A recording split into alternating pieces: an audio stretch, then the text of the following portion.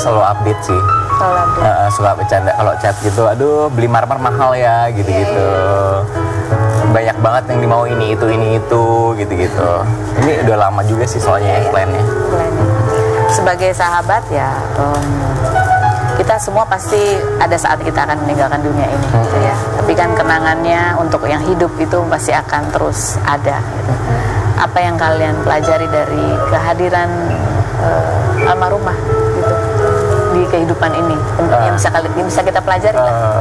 Kalau aku sih cara dia bersedekah sih. Cara dia bersedekah. Itu kebaikan dia terhadap sesama manusia.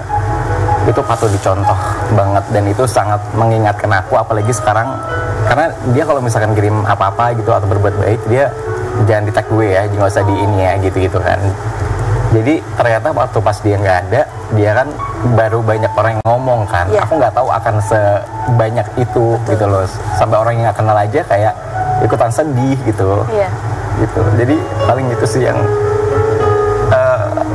akan jadi apa ya, amal dan ya amal itu masuk ke diri kita aja gitu, yang akan kita jalanin karena terinspirasi dari dia, terinspirasi gitu. dari Steffi itu juga kebaikan ya.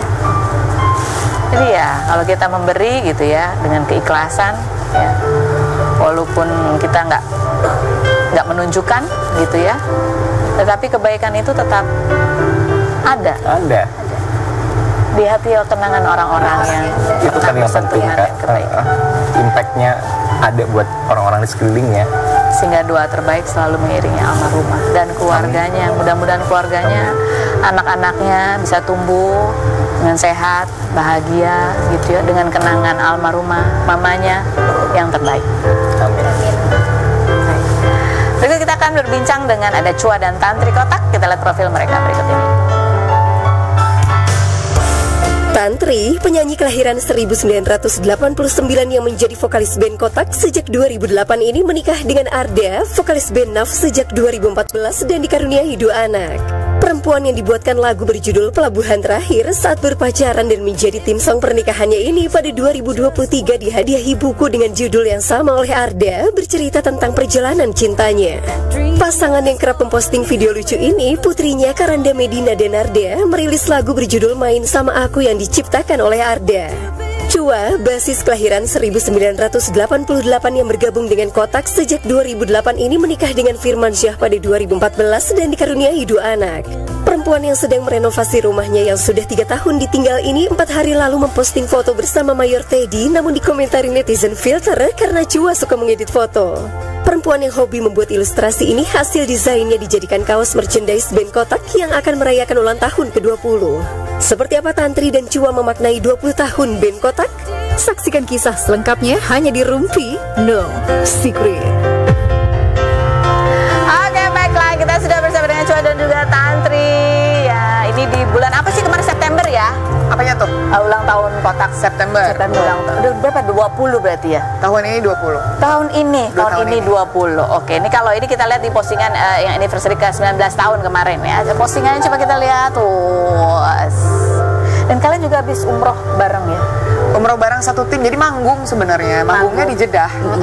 Jadi manggung di Jeddah, terus kita dapat bonus umroh karena kan deket kan. Itu salah satu doa sih sebenarnya. Jadi ceritanya tahun 2023 tuh awal-awal 2023 kita berkesempatan umroh dulu nih, kayak aku, Chua, Sela berserta pasangan. Aldi sama pasangan. Terus habis itu kita dapat kesempatan masuk ke Hijri Ismail, aku sama Chua. Kita tuh walaupun doa kita bareng-bareng berbeda, tapi pas lagi udah selesai doa kita ngomong tuh di video, semoga satu tim bisa kesini ya gitu. Masya Allah. Iya Masya Allah, bulan November ya. Bulan November satu tim umroh plus manggung. Alhamdulillah dapat rezekinya berlimpah double ya. Amin. Tapi ini hampir 20 tahun gitu ya. Kalian ingat nggak sih masa-masa awal dulu merintis susahnya kayak apa yang paling dikenang? Apa? Coba. Apa mobilnya ya palingnya? Mobilnya dipakai buat mobil dijadiin buat alat-alat waktu itu. Jadi udah cepet tambah cepet lagi gitu. Jadi anak baru jadi langsung ditatar. Oh, cara tatarnya. Oh, mobil, ada mobil ya? Oke, Iya, masukin semua di situ. Karena belum ada mobil produksi kan. Jadi ya siapa yang punya mobil, cua, akhirnya dimasukin lah tuh Masih barang-barang. swadaya, swakarya. Betul ya. Kalau Tantri apa yang diingat di awal-awal Banyak perjalanan? sih, banyak banget ya, macam-macam lah. Aku juga beberapa kali sempat posting juga di Instagram bagaimana cerita perjalanannya ya. Pasti semua orang kan melalui proses, gitu, Iya. nggak ada yang instan. Pernah kebayang nggak sih bahwa ya kalau band itu kan susah-susah gimana ya, karena itu kan chemistry dan chemistry-nya kan banyak orang di situ. Pernah kebayang nggak bahwa perjalanan kalian udah hampir menyentuh 20 tahun gitu? Kalau lihat awal-awalnya kalian berintis. Kalau kita ngeband kita malah kayak sama kayak dulu ya, kita bahkan mulai sadarnya kita udah makin berumur tuh di saat bilang anak malah tiba-tiba perasaannya anak masih kecil waktu masih bayi kok tiba-tiba gede, gimana band kita gitu kan. Ternyata waktu secepat itu, cuman ya dinikmatin. Karena kan kerjaan kita kan menghibur orang, jadi di saat kita menghibur orang terus ngelihat dapat kayak semacam positive vibes dari mereka tuh, kita lupa umur kadang-kadang. Jadi di atas panggung tuh udah menghibur aja. Tapi pas udah selesai panggung, kok sakit ya? Sampai sekarang udah kayak masih 20 tahun yang lalu gitu ya. Nggak boleh sih itu. Tapi kalau dari pengalaman kalian tuh apa yang pernah nggak sih ada titik di mana kayak ngerasa capek gitu? Oh capek nih, atau nggak pernah?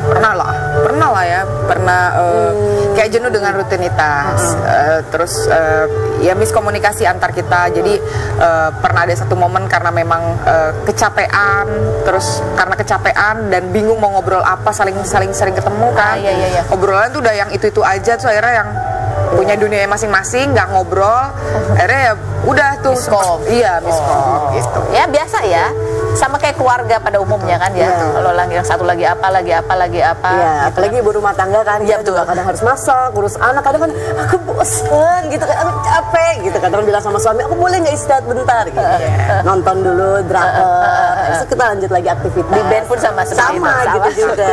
Kita liburan dulu ya gitu. Lalu nge-band lagi. Oke, berikut kita mulai nih postingan Tantri di 17 tahun merasakan kehadiran Allah nih. Pada saat itu kamu cerita. Masya Allah. Nggak, bukan 17. Ini pada saat usia 17. Saat usia 17 bukan 17 tahun. Ya. Aduh. Saat usia 17 tahun mau lulus SMA katanya. Kamu benar-benar merasakan apa ya, pada saat lagi kesusahan gitu. Bapak waktu itu lagi sakit ya? Iya, jadi itu fase dimana aku kayak semacam dituntut dewasa sebelum waktunya. Jadi 17 tahun harus sudah mandiri gitu ya. Jadi memang di 17 tahun itu ada kejadian di mana papaku memang harus pensiun dini karena stroke.